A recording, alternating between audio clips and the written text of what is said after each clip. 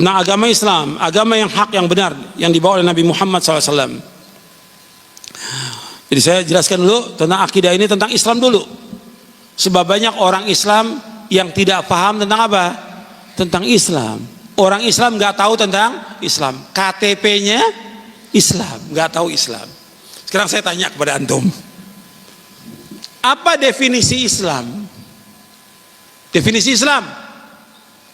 Jawab. Yang depan saya nih, ada 10 orang nih. Ayo jawab.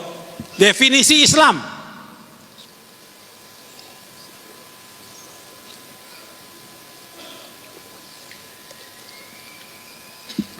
Jangan-jangan ketua majelis taklimnya juga nggak tahu definisi Islam itu apa. Musibah ada. Definisi Islam itu apa? Allahumma sholli wa sallim wa barik Nabi. Masa nggak tahu? Naam. Siapa?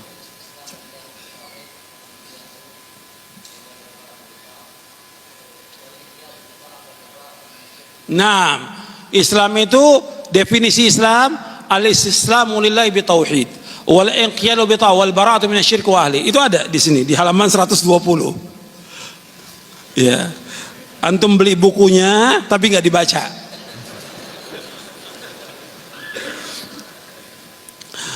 Definisi Islam al-istislamu lillahi bitauhid, al-istislamu lillahi bitauhid wal inqiyadu lahu bi ta'ah wal bara'atu minasyirki wa ahli. Islam itu menyerah diri kepada Allah dengan tauhid, menyerahkan diri dengan totalitas kepada Allah dengan tauhid. Wal inqiyadu lahu bi ta'ah, tunduk dan patuh kepada Allah dengan ketaatan. Yang ketiga, berlepas diri kesyirikan dan orang berbuat syirik.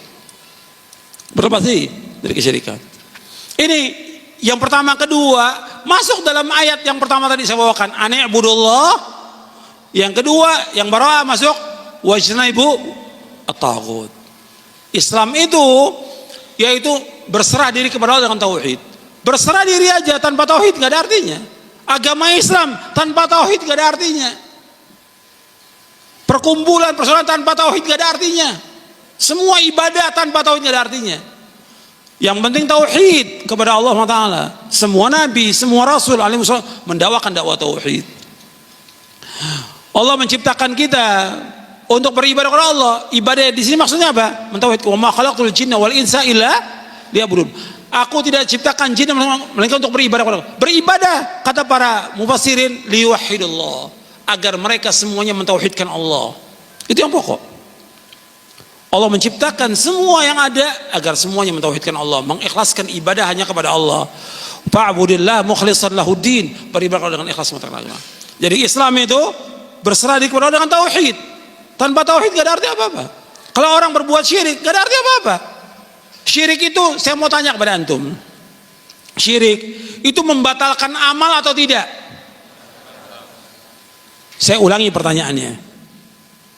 Syirik, maksud saya syirik besar, membatalkan amal atau tidak? Amal itu atau semua amal? Dalilnya? Dalil? Iya. Bukan, menghapuskan amal. Kalau itu Allah nggak akan mengampuni dosanya.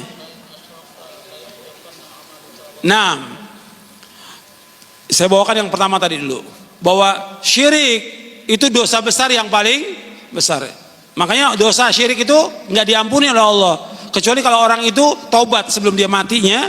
Dia masih hidup nih, taubat diterima taubatnya. Innallaha la yaghfiru ayyushraka bihi wa yaghfiru ma duna dzalika liman yasha. Allah nggak mengampuni dosa yang berbuat syirik. Allah mengampuni dosa selain itu bagi siapa yang Allah kehendaki.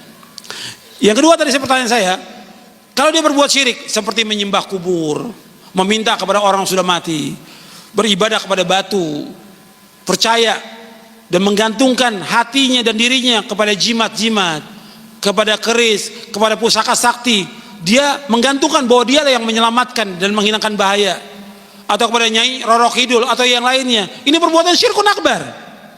Contohnya masih banyak, ribuan ya contoh syirik. Ini sebagian kecil saya sebutkan tadi.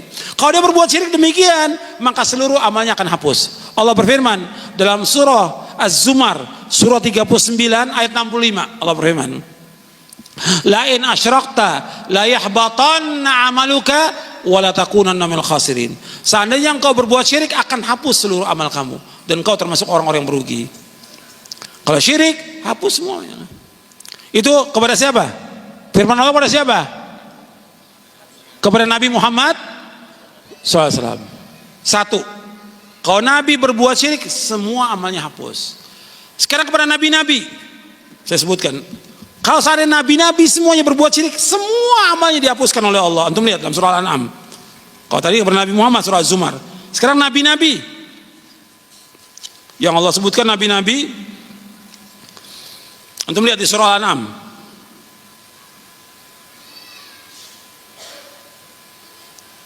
Setelah Allah menyebutkan tentang para nabi, ya, di surah Al-An'am ayat 84, 85, 86, 87, kemudian di 88-nya Allah berfirman, dzalika hudallah yahdi bihi man yasha'u min ibadi walau asyraku la habita anhum ma kanu ya'malun.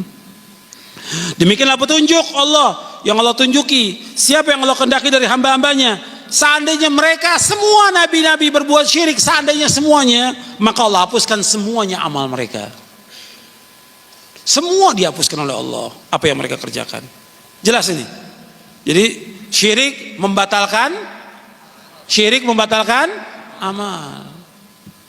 Makanya kita harus mentauhidkan Allah. Dakwah ini mengajak orang pada tauhid, mengikhlaskan.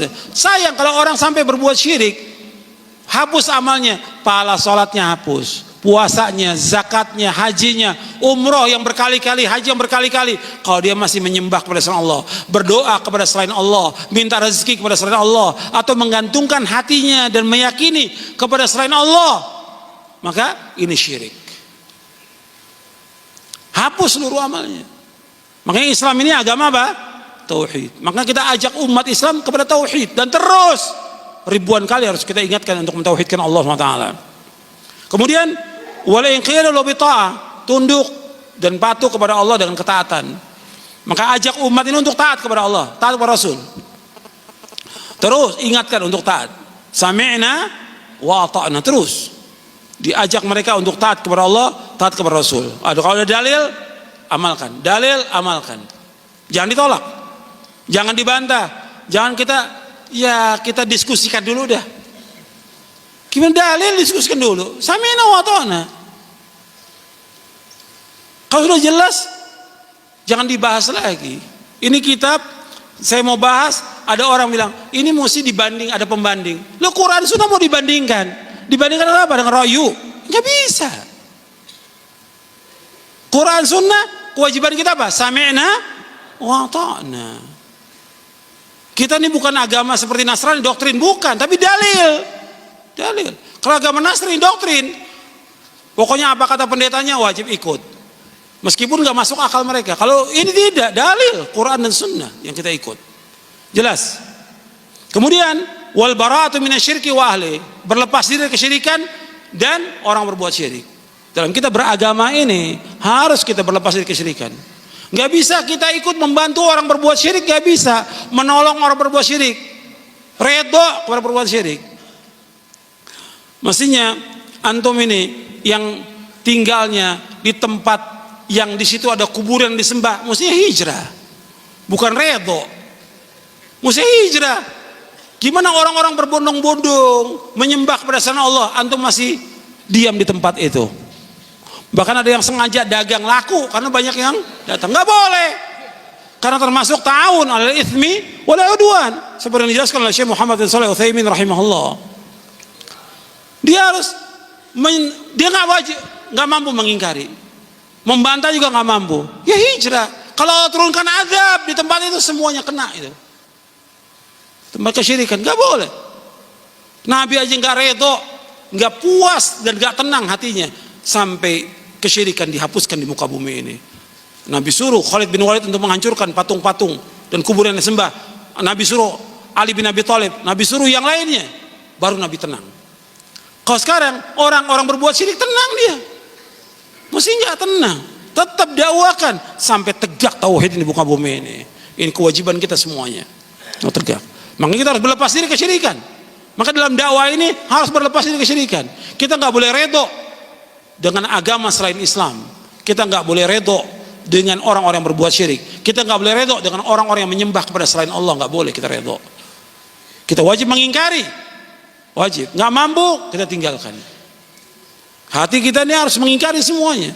Bukan kita seperti sudah biasa karena udah puluhan tahun orang menyembah, dianggap biasa. Nggak boleh. Kita harus nggak redo hati kita ini dengan perbuatan itu.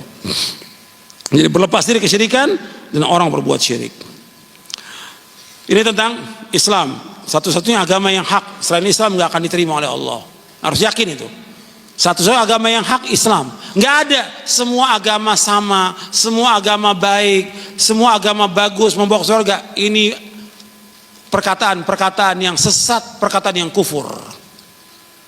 Allah mengatakan dalam Al-Quran, Inna dina indallah Islam. Agama yang dari Allah hanya satu, agama Islam.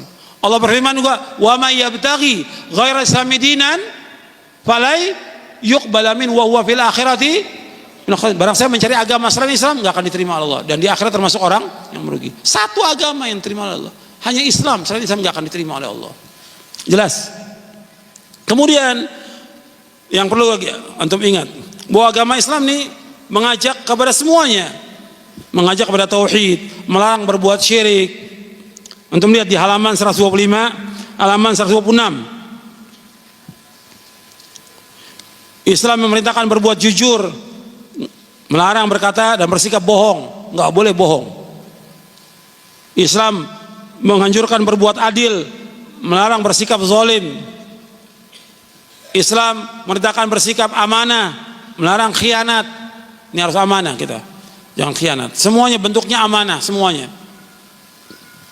Agama ini semuanya adalah amanah yang Allah tawarkan kepada langit, bumi, dan gunung, semuanya diserahkan kepada manusia. Agama ini kita wajib untuk melaksanakan agama ini. Ini amanah.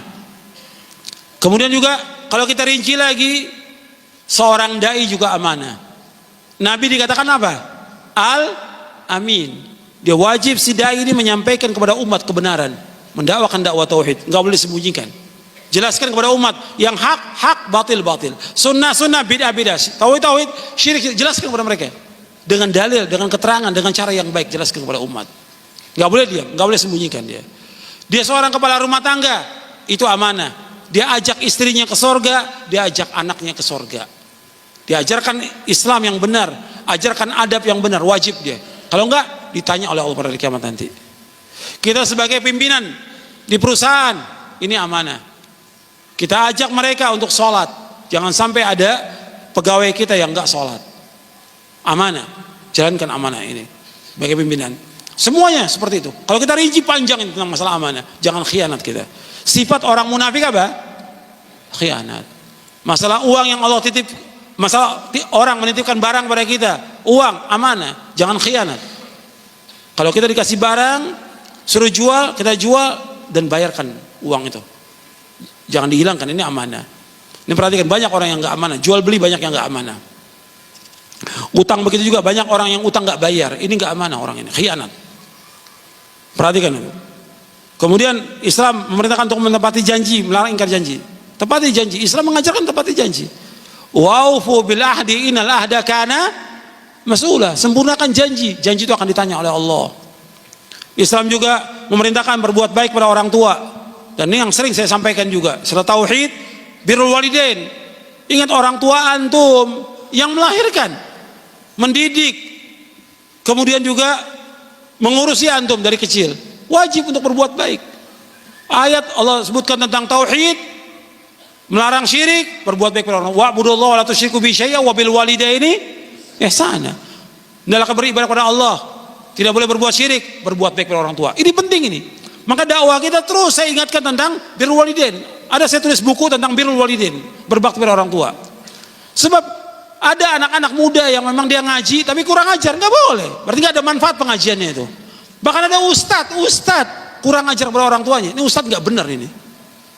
Kalau dia seorang dai, mesti dia berbakti pada orang, jadi contoh buat orang lain. Bagaimana adabnya kepada orang tua, perkataannya mulia, akhlaknya baik kepada orang tua, mesti begitu. Kalau dia sudah nggak baik, nggak ada manfaatnya ilmunya, nggak ada manfaatnya dia dakwah. Jadi harus kita ini ngaji, harus terus berbuat baik kepada orang tua. Meskipun orang tua kita dia berbuat beda, dia belum mengerti. Puluhan tahun dia berbuat beda, belum mengerti. Perlu pelan-pelan. Doakan dia agar dapat hidayah. Tapi tetap wajib kita berbuat baik. Tapi kita nggak boleh taat dalam perbuatan syirik, nggak boleh taat dalam perbuatan beda, nggak boleh taat dalam perbuatan maksiat. Ketika berbuat maksiat kepada Allah nggak boleh kita taat. Kemudian juga Islam menjaga agama, nggak boleh orang itu murtad dari agama. Islam menjaga jiwa, nggak boleh menumpahkan darah dalam agama ini. Jadi kalau ada orang yang ngebom menamakan Islam, merusak, ini bukan dari Islam. Islam nggak pernah mengajarkan begitu. Ini orang-orang yang merusak di muka bumi. Ini orang-orang penjahat, bukan orang Islam yang sebenarnya. Kalau dia Islam, mesti membawa kepada apa? Kedamaian. Kedamaian, ketentraman kepada orang, nggak mengganggu orang lain. Sekarang banyak orang ngelempar bom, ngerusak. Ini bukan dari Islam. Membunuh seorang Muslim, dosanya besar atau tidak? Besar. Ancamannya neraka, dimarahi, Allah murka kepadanya, Allah melaknat, Allah berikan siksa yang besar pada orang-orang yang membunuh seorang Muslim. Berat hukumannya. Islam menjaga jiwa. Islam juga menjaga akal. Maka Islam mengharamkan minuman yang memabukkan. Islam mengharamkan khamr, narkoba, rokok. Itu haram itu. Ingat tuh, rokok haram. Jangan ngerokok lagi. Berhenti mulai sekarang. Nggak boleh. Haram. Islam juga menjaga harta. Tunaikan harta itu, amanah. Jangan kita khianat. Jaga harta manusia. Islam juga menjaga nasab keturunan. Maka Islam mengharamkan zina dan jalan yang membawa kepada perzinaan. Islam juga menjaga kehormatan dan yang lainnya. Dalilnya Nabi bersabda, "Fa inna dima'akum wa amwalakum wa aradakum bainakum haramun ka hurmati yaumikum hadza fi syahrikum hadza fi baladikum hadza liyuballighi syahidul ghaib." Sesungguhnya darah kalian, harta kalian, kehormatan kalian di antara kalian haram sebagaimana haramnya hari ini, bulan ini, dan di negeri ini. Hendaklah yang hadir menyampaikan kepada yang tidak hadir. Nabi juga bersabda SAW, "La zawalu dunya ahwanu 'indallahi min qatli rajulin muslim." Hancurnya dunia ini lebih ringan di sisi Allah daripada terbunuhnya seorang muslim. Artinya dunia hancur itu lebih ringan dosanya dibandingkan apa? Terbunuhnya seorang muslim. Dosa besar orang membunuh seorang muslim itu. Saya pikir cukup sampai di sini. Mudah-mudahan yang kita kaji bermanfaat.